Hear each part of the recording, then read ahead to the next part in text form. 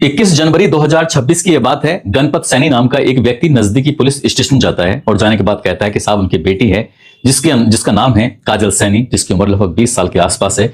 वो 18 जनवरी 2026 की रात से ही लापता है, गायब है। उसको हर जगह तलाश किया गया, दोस्तों में, रिश्तेदारों में, जहां जहां उसका संपर्क था वहां, लेकिन उस लड़की का कहीं अता पता नहीं चल रहा है। पुलिस वालों को पूरी कहानी बताते हुए कहता है कि साहब, जो घर की बैक साइड में एक मोहम्मद हनीफ नाम के व्यक्ति का घर है, उसका दूसरे नंबर का जो बेटा है जिसका नाम अरमान है, दरअसल अरमान ही उनकी बेटी को बहला फुसला कर भगाकर लेके गया होगा।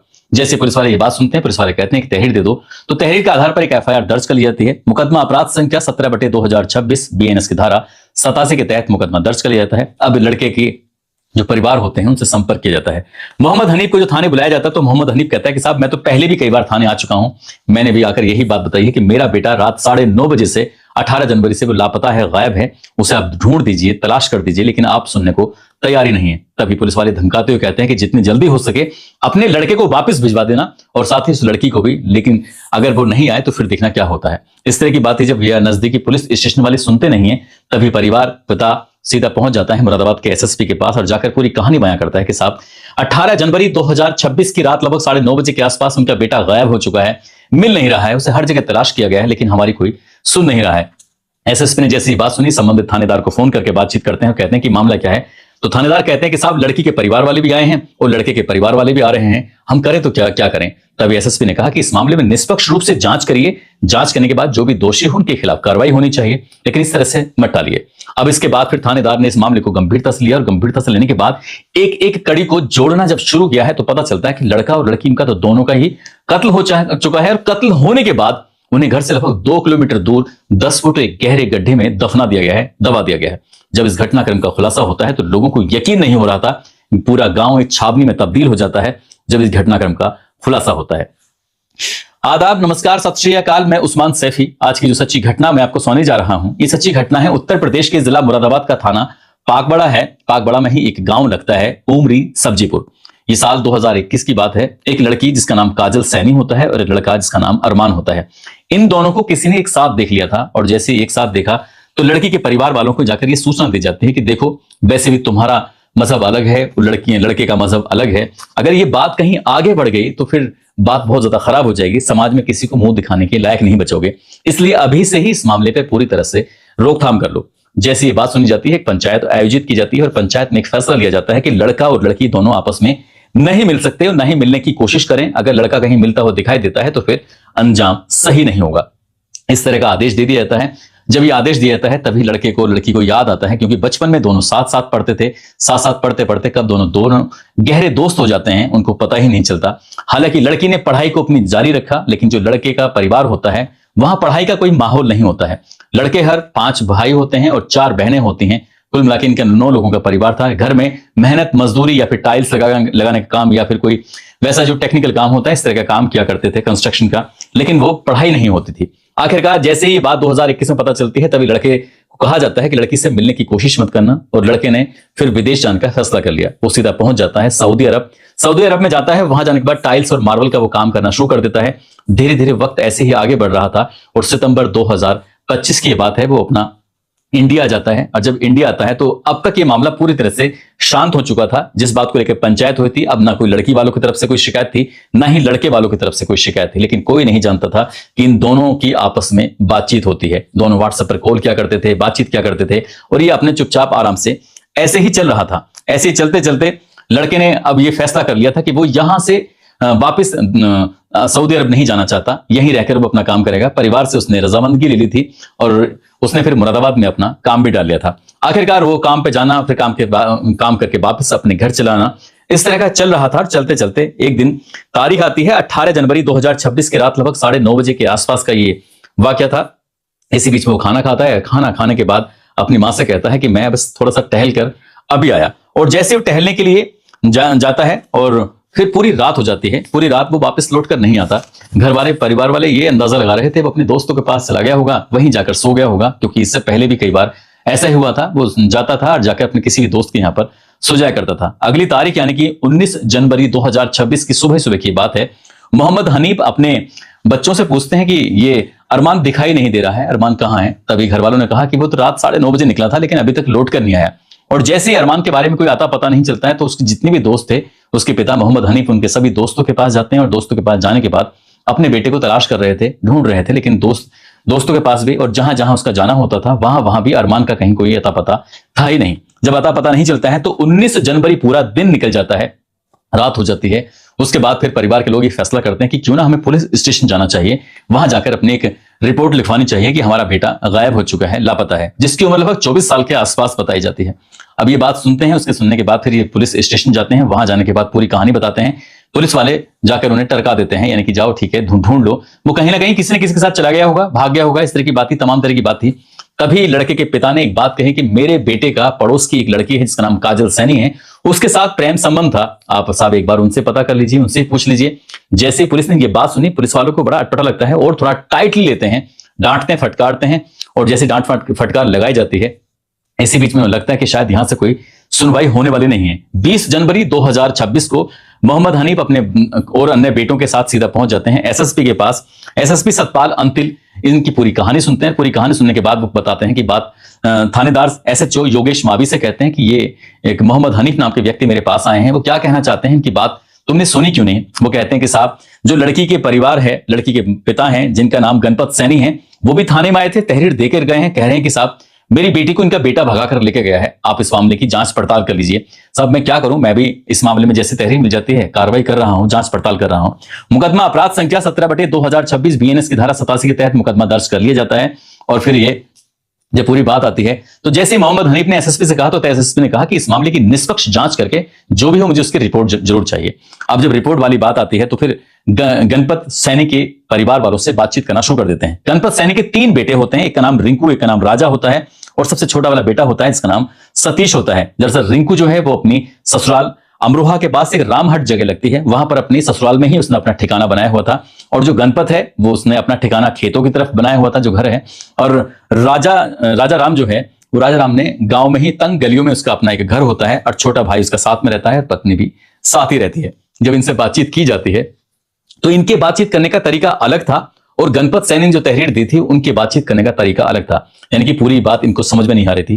तब इन्होंने एसएचओ ने रिंकू से, राजा राम से और जो उसका छोटा भाई होता है सतीश, इनसे सख्ती से बातचीत करना शुरू किया है, पूछताछ करना शुरू किया है। तब चौंकाने वाला खुलासा होता है, और जो खुलासा होता है तो लोगों को यकीन नहीं हो रहा था।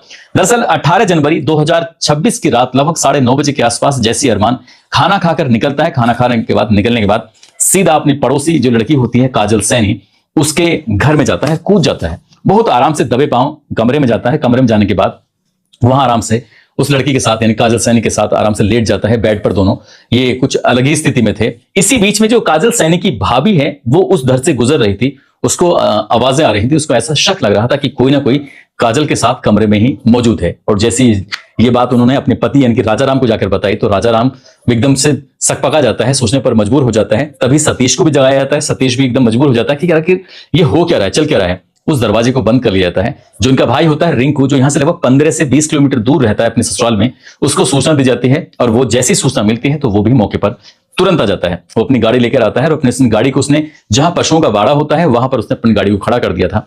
घर आते हैं तीनों भाई, मिलने के बाद अब यहां जो अरमान होता है, अरमान को बहुत बुरी तरह से पीटना शुरू कर देते हैं। और जब अरमान को पीट रहे थे तो काजल रोकथाम करने की कोशिश कर रही थी, बार बार कह रहे थे कि भैया इसे मत मारो, इसकी कोई गलती नहीं है, इस तरह की बात कर रही थी। ये बात सुनने के बाद इन तीनों भाइयों को और भी ज्यादा गुस्सा आने लगता है। ऐसा बताया जाता है कि राजा राम ने और जो उसका भाई होता है रिंकू, इन्होंने इसके हाथ पैर बांधते हैं और उसके बाद फिर उसको डंडे से, लाठी से बहुत बुरी तरह से मारा जाता है, पीटा जाता है और वो गंभीर रूप से घायल हो जाता है। ये बात तब थी जब इस दीवार के पीछे एकदम से जो घर है वो उसका अरमान का ही घर था, लेकिन उसकी चीखों की आवाज वहां दूर तक पहुंच नहीं पाती है। हालांकि जब वो चीख रहे थे, चिल्ला रहे थे, तो आसपास के लोगों को ऐसा लग रहा था जैसे कि आज दोनों भाइयों ने, सतीश ने और राजा राम ने खूब जमकर शराब पी ली है। आज ये बहुत ज्यादा एक दूसरे से लड़ाई कर रहे हैं, झगड़ा कर रहे हैं। लड़की की भी चीखने की बीच बीच में आवाज आ रही थी। जब चीखने की आवाज आ रही थी तो आसपास के लोगों को ये समझ ही नहीं आया कि आखिरकार इस घर के अंदर चल क्या रहा है। उनको लग रहा था कि शायद आपस में लड़ाई झगड़ा वगैरह कुछ हो गया है, लेकिन वो बार बार चीख रहा था, चिल्ला रहा था। अरमान अपनी जान बचाने की तमाम कोशिश कर रहा था। उधर काजल सैनी भी अपनी जान बचाने की तमाम कोशिशें कर रही थी कि भैया इसे मत मारो। हालांकि उनका टारगेट काजल सैनी था ही नहीं, वो उसे नहीं मारना चाहते थे। इसी बीच में सतीश को बहुत ज्यादा गुस्सा आता है। जब सतीश को बहुत ज्यादा गुस्सा आता है वो फावड़ा उठाता है। फावड़ा उठाने के बाद एक के बाद एक अरमान पर कई सारे वार कर देता है। और जैसे उसने अरमान पर वार किए तो काजल ने रोकने की कोशिश की, वो आप देखता है ना ताप देखता है, उसने उसके बाद फिर काजल को भी ठीक वैसे ही मारता है जैसे क्या अरमान को मारता है। ये दोनों मर जाते हैं। मरने के बाद फिर यहां से कुछ बोरी का इंतजाम किया जाता है। बोरी का इंतजाम करने के बाद दोनों की लाश को बोरी के अंदर रखा जाता है। ये सोचने में लगते हैं कि आखिरकार अब हम करेंगे क्या, जब इनकी लाशें निकल के सामने आएंगी, पुलिस आएगी, पुलिस पकड़ेगी, हमें मारेगी, जेल भेजेगी, इस तरह की बात इनके दिमाग में आने लगती है। तब ये फैसला लेते हैं कि ये काम करते हैं, इनकी लाश को उठाकर यहां से दूर लेके चलते हैं और कहीं कुछ करते हैं। इसके बाद सबसे पहले इन दोनों लाशों की जो बोरी में रखी हुई थी गाड़ी तक लेके जाते हैं और गाड़ी तक ले जाने के बाद यहां से लगभग 2 किलोमीटर दूर एक गांगन नदी है, उसके पास में ही एक नीम करोली बाबा का मंदिर है, वो आश्रम है, उस आश्रम के पीछे वाले हिस्से में लेके जाते हैं। तीनों भाई 3 फावड़े का इंतजाम करते हैं और 3 फावड़े का इंतजाम करने के बाद वहां बहुत गहरा गड्ढा खोदते हैं और गड्ढा खोदने के बाद फिर सबसे पहले अरमान को उसके अंदर डाला जाता है। उसके बाद फिर काजल सैनी को भी उसी गड्ढे के अंदर डाल दिया जाता है और डालने के बाद उनको पूरी तरह से दबा दिया जाता है, दफन कर दिया जाता है। अगली तारीख आती है। अगली तारीख आने के बाद राजा राम राजमिस्त्री का काम करता है और वो अपने राजमिस्त्री के लिए काम पर निकल जाता है। जो उसकी पत्नी होती है वो आलू खोदने के लिए निकल जाती है और जो माँ होती है वो हरदी जिनका नाम है वो अपने गांव के ही किसी की ईख छीलने के लिए निकल जाती है। गणपत भी अपने काम से निकल जाता है और रिंकू अपनी ससुराल में था, उसे यहां रहने की कोई जरूरत ही नहीं थी। छोटा भाई भी अपने काम से लग जाता है। जब ये काम से लग जाते हैं ये आराम से ऐसा व्यवहार कर रहे थे जैसे कि कुछ हुआ ही नहीं है। और जब ये 18 तारीख की रात गुजर जाती है, 19 तारीख गुजर जाती है और 20 भी निकल जाती है, लेकिन गांव में एक तरह की सुगबुगाहट शुरू हो जाती है। क्योंकि जब मोहम्मद हनीफ अपने बेटे को लगातार तलाश कर रहे थे तो किसी ने ये खबर दे दी थी कि हमने चीखों की आवाज सुनी थी और कुछ हो सकता है कि कुछ ना कुछ रात में कुछ गड़बड़ हुई हो, उनकी बेटी भी घर पर दिखाई नहीं दे रही है। उनको पूरी तरह से अंदेशा हो चुका था कि घर में कुछ ना कुछ अनर्थ जरूर हुआ है। तंग गलियों से उन आवाजों को, चीखों को पहुंचने के लिए लगभग 3 दिन का समय लगता है। जब मोहम्मद हनीफ एसएसपी के पास जाते हैं, जाने के बाद अपने बेटे की गुमशुदगी दर्ज कराने की बात करते हैं। इधर गणपत ने जो मुकदमा दर्ज कराया था, एफआईआर दर्ज कराई थी, उसके बाद फिर इसमें यह बताया जाता है कि गणपत सैनी को अपनी बेटी के गुम होने के बारे में कुछ जानकारी ही नहीं थी। वो अपने बेटों पर, तीनों पर थाने के अंदर बरस जाते हैं और गुस्से में कहते हैं कि तुमने बेटी को मारकर बिल्कुल भी अच्छा नहीं किया। हालांकि इनके बारे में कुछ पता चलता है कि करीब 16 साल पुरानी बात है। गांव के ही एक लड़के को इन्होंने गोली मार दी थी। गोली लगने से वो लड़का मरा नहीं था लेकिन गंभीर रूप से घायल हो जाता है। उसके बाद इस मामले में एफआईआर दर्ज होती है, मामला कोर्ट कचहरी पहुंचता है। अदालत इस गणपत को लगभग 7 साल की सजा सुनाता है। 7 साल तक इसको सलाख के पीछे रहना पड़ता है। अब से लगभग करीब 4 साल पहले जब गणपत छूट कर जेल से आता है वापस, तो फिर वो सामान्य जीवन जी रहा था, ऐसी कोई उसकी बात नहीं है। और ये भी जानकारी मिलती है कि इस हत्याकांड में गणपत का और उसकी पत्नी का कोई रोल नहीं है, सिर्फ रोल है तो तीनों बेटों का है। पुलिस इनकी गिरफ्तारी करने के बाद फिर जहां पर वो गड्ढा था उस गड्ढे को देखने के लिए जाते हैं, कहां पर गड्ढा था, और उसके बाद जेसीबी मशीन के माध्यम से उस गड्ढे को खुदवाया जाता है। गड्ढे को खुदवाने के बाद उस लाश को जब बाहर निकाला जाता है, पोस्टमार्टम होता है। पोस्टमार्टम के बाद लड़की के परिवार वाले कोई शामिल नहीं होते हैं, लेकिन गांव के जिम्मेदार लोगों ने आखिरकार काजल सैनी का अंतिम संस्कार कर दिया और जो लड़का होता है अरमान, उसके परिवार ने उसका सुपुर्द खाक कर दिया। और जैसे ये बात गांव में फैलती है उसके बाद फिर गांव में कहीं तनावपूर्ण स्थिति ना पैदा हो जाए, क्योंकि लड़का अलग समुदाय से है और लड़की अलग समुदाय से है, और इस तरह से डबल हत्याकांड होने की वजह से कि गांव के माहौल ना खराब हो जाए, लगभग 3 टुकड़ी पीएससी की आती हैं और साथ ही 11 थानों की पुलिस आती है। गांव में चप्पे चप्पे पर पुलिस वाले तैनात कर दिए जाते हैं, कहीं गांव का माहौल खराब ना हो जाए। फिलहाल पुलिस ने इस घटनाक्रम का जब खुलासा किया तो लोगों को वाकई यकीन नहीं हो रहा था कि घटनाक्रम के पीछे इस तरह की वजह भी हो सकती है। अब पुलिस का जो काम है, इस मामले में चार्जशीट लगाई गई है और जो दोषी हैं, दोषियों को जेल भेजने की पुलिस बात कर रही है। दोस्तों, इस पूरे घटनाक्रम को सुनाने का उद्देश्य किसी को परेशान करना नहीं है, किसी का दिल दुखाना नहीं है, बल्कि आपको जागरूक करना है, आपको सचेत करना है। और जाते जाते आर्यन अली हैं, आज इनका जन्मदिन है, जन्मदिन की बहुत बहुत शुभकामनाएं। साथ ही कुछ लोगों ने नाम लेने की अपील की है, जिसमें रिंकी, विजय सिंह मीणा, विपिन कुशवाहा, उमेश कुमार, सुनील कुमार, मोहम्मद अजीम, डॉक्टर संजय यादव, दिनेश पाल, सुबीन खान, जुल्फिकार अली, सुधीर कुमार गुप्ता, कमल किशोर, हर्ष पासवान, बबीता, गीता शर्मा, साबिर कादरी, आफ्ताफ आलम, मोहम्मद याकूब अली, मोहम्मद इजहार, छोटू यादव, फैजान पठान, नंदन यादव, सोनू सिसोदिया, मृत्युंजय शर्मा। आप सब लोग अपना ख्याल रखें, सुरक्षित रहें। जय हिंद, जय भारत।